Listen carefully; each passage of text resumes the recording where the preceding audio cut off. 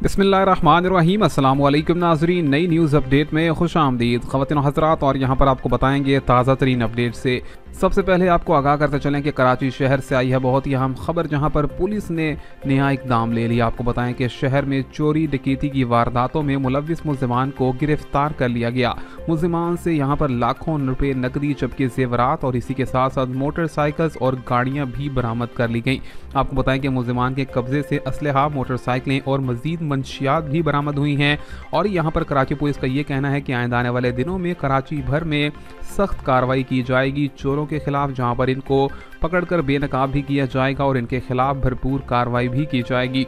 इसी के साथ साथ आपको बताते चलें कि कराची चिड़ियाघर में नायाब नस्ल का सफ़ेद शेर यहाँ पर इंतकाल कर गया था खाना ना मिलने की वजह से, जिसको देखते हुए बल्दिया उज़्मा कराची ने डायरेक्टर चिड़ियाघर खालिद हाशमी को ओहदे से हटा दिया। आपको बताएं कि कराची के चिड़ियाघर में जानवरों को खाना मुयस्सर नहीं हो रहा था और यहाँ पर खाना देने और सप्लाई करने वाले सप्लायर ने बताया था कि इंतज़ामिया ने उसे बर वक्त अदायगी नहीं की थी, जिसकी वजह से खाने की मुअत्तली कर दी गई थी।